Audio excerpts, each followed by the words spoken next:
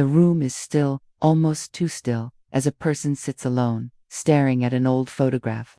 The faded colors of the image don't hold their attention.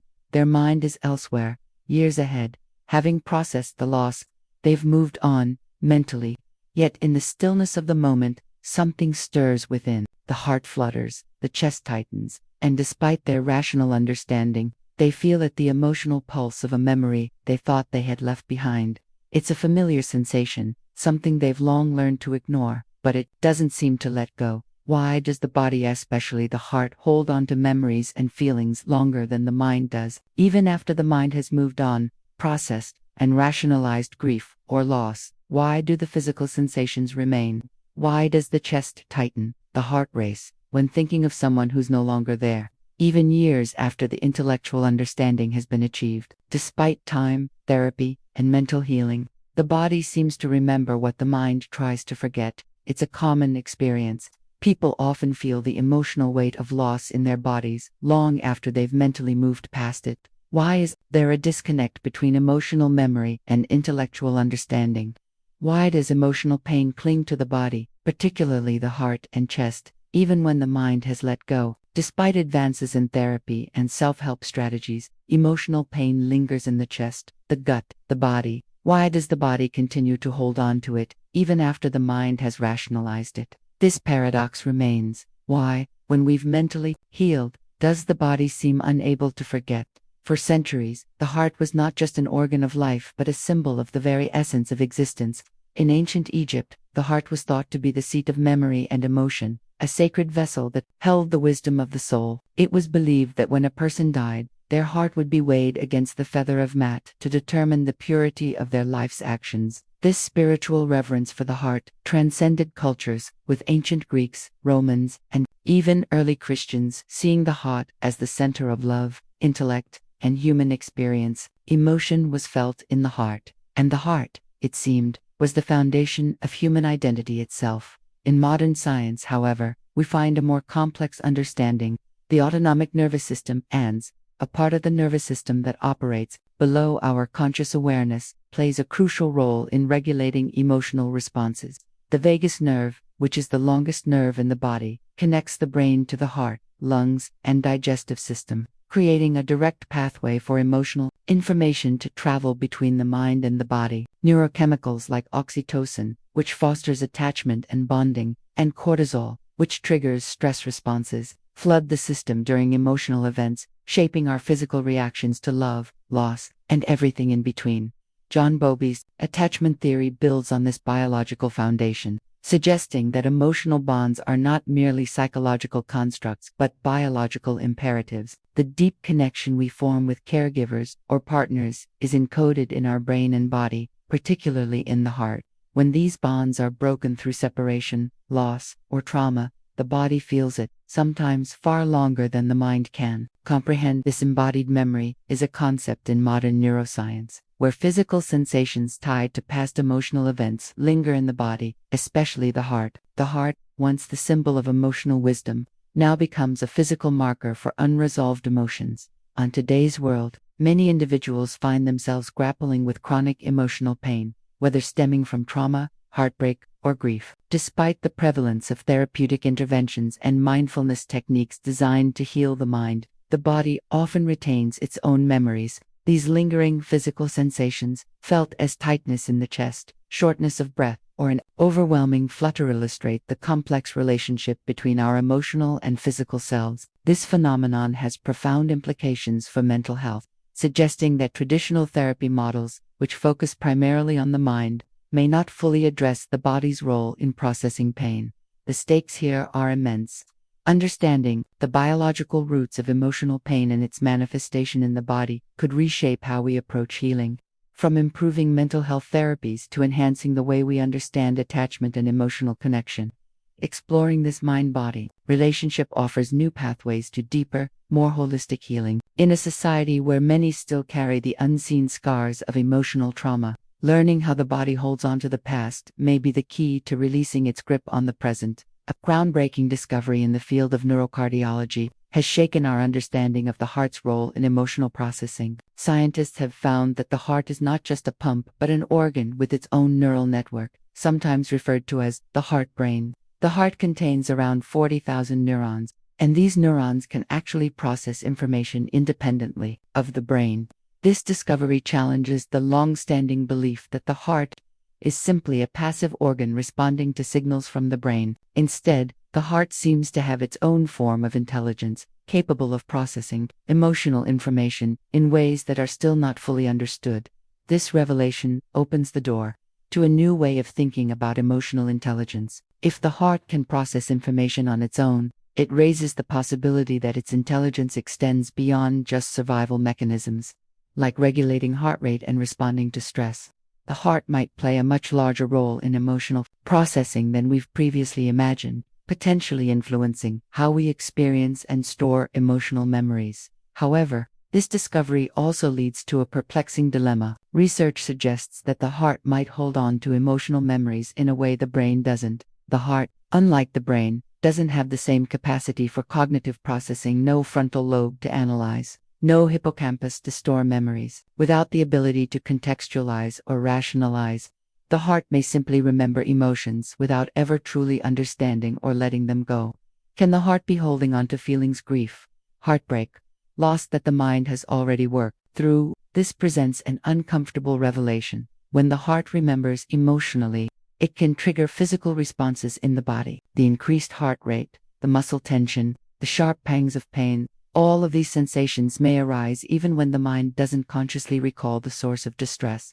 In other words, the body is reliving emotions that the mind has already processed, creating a dissonance between the two. The core conflict now becomes clear. If the mind is free from the past but the body is not, how do we truly heal? Can we really separate the emotional healing of the mind from the physical processing of the body? Or is it time for us to consider a more integrated approach, one that treats the body alongside the mind in the journey toward emotional recovery? This dilemma challenges the very foundations of how we understand trauma, healing, and the mind-body connection, leaving us questioning whether true healing can only occur when both are in sync.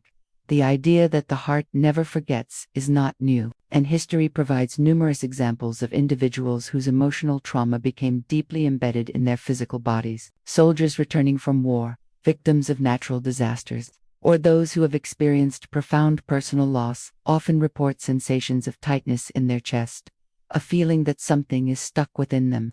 The case of war veterans suffering from what we now recognize as PTSD is particularly telling.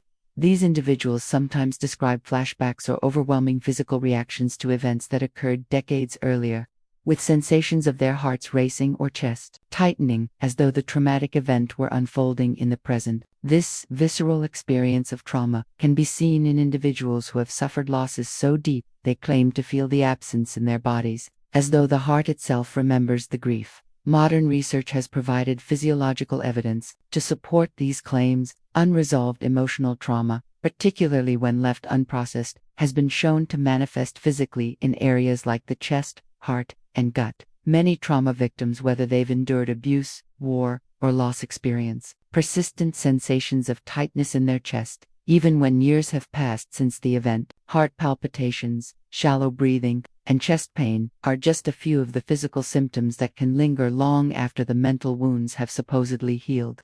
It's as though the body holds on to the emotions in a way the mind can't. Yet, despite this growing body of evidence, there remains a persistent misconception that emotional healing is purely a mental process. Conventional wisdom has long told us that the mind is the key to healing, often relegating the body to a secondary role. But when individuals continue to suffer from physical manifestations of trauma such as chest pain, muscle tension, or heart palpitations, this understanding is increasingly being called into question.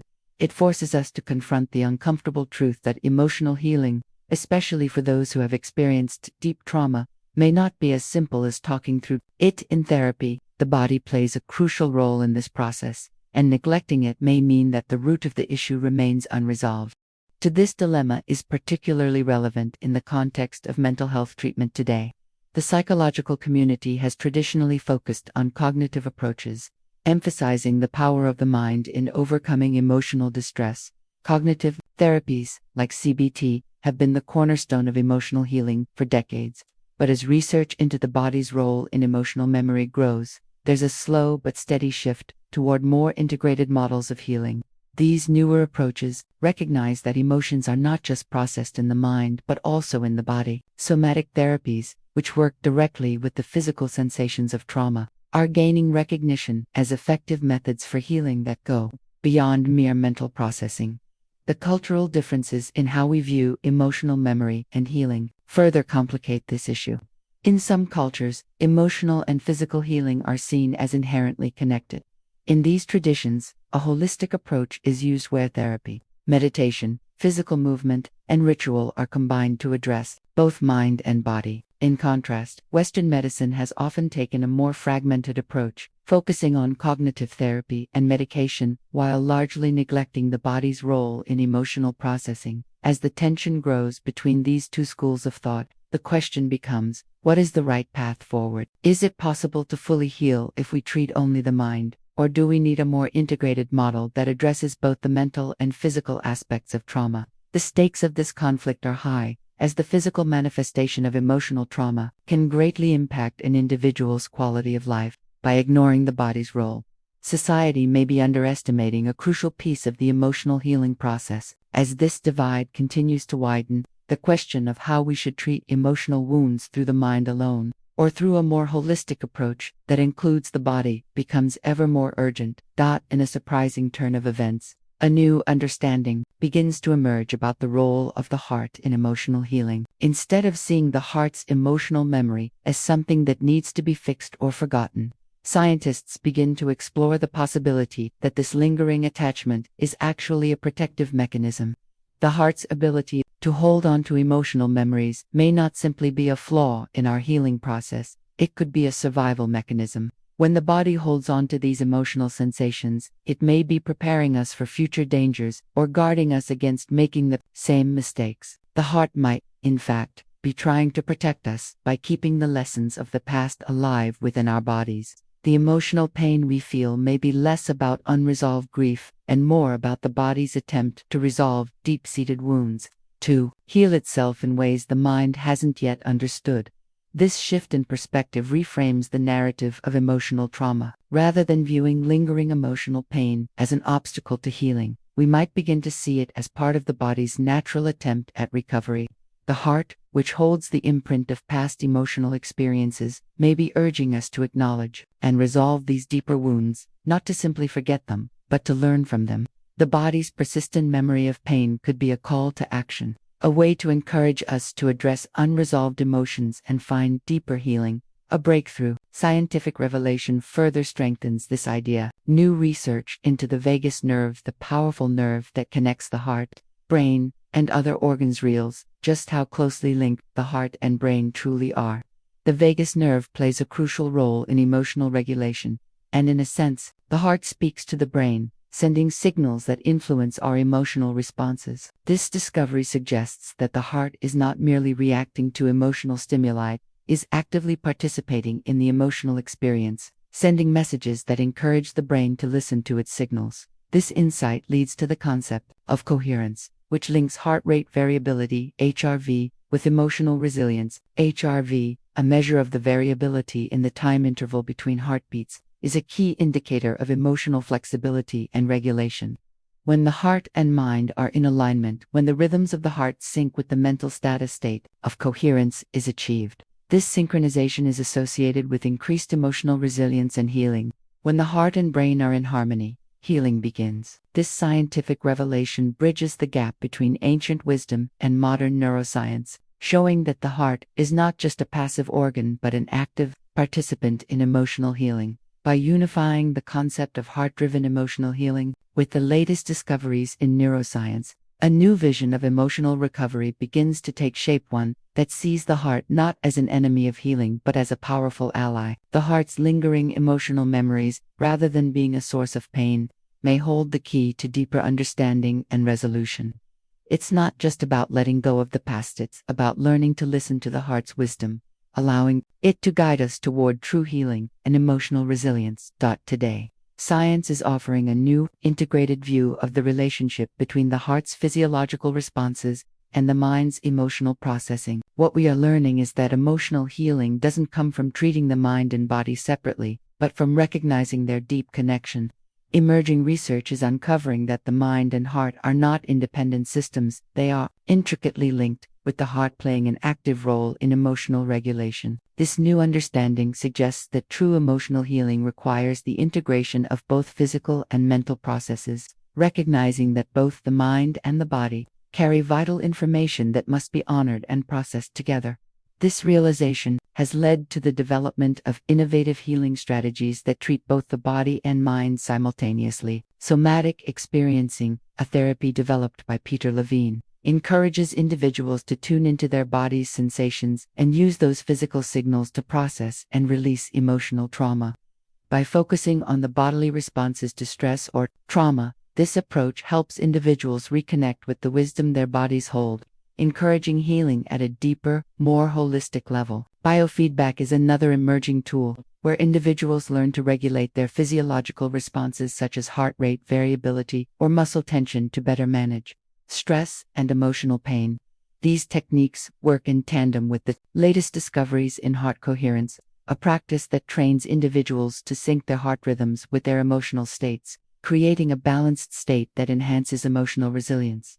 These therapies are showing great promise, especially for people who have suffered from chronic emotional pain. Traditional mental health therapies, which often focus exclusively on the mind, have their limits, particularly when it comes to trauma or prolonged emotional distress.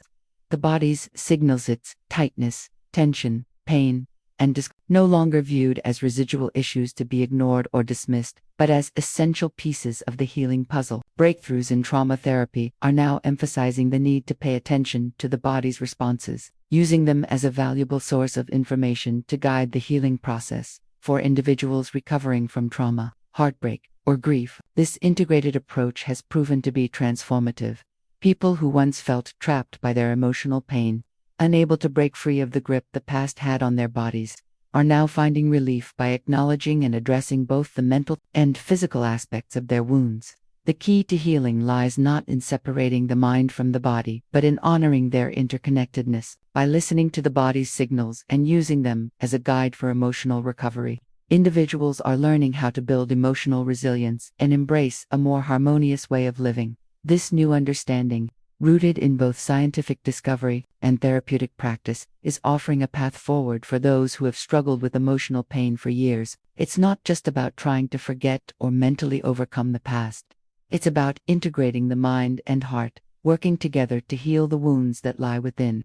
As we move forward, it's clear that this unified approach where the body and mind are treated as partners in healing offers the most promising path toward emotional well-being and resilience. If the heart holds on to love, pain, and memories longer than the mind, is it ever truly possible to move on completely? This question lingers as we reflect on the journey of healing, both physical and emotional.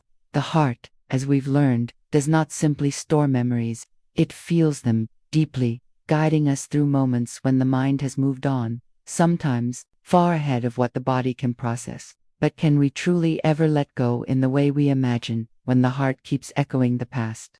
The final image lingers in the mind, a person sitting by a window, heart racing but at peace.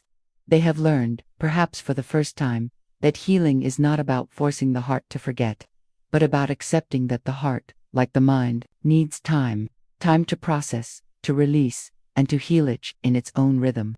There is a quiet stillness in this realization. The tension between the mind and heart begins to dissolve, not because they are in conflict, but because they have come to understand that each has its own pace. Philosophically, the heart doesn't merely remember, it feels the past in ways that guide us through the present. It may not always be easy to embrace this truth, but can we find a way to listen to the wisdom it offers, without being bound by it? Perhaps the key to emotional healing lies not in severing the ties to our memories, but in understanding them more deeply. The heart's steady rhythm becomes not a symbol of attachment, but a guide offering us insight into what has shaped us, while urging us to move forward with grace. In the end, maybe healing doesn't come from forgetting, maybe it comes from listening to not just the mind's swift understanding but the heart's slow, steady rhythm. In learning to understand both, we might finally find peace not in moving on, but in learning to walk beside the past, with both mind and heart aligned.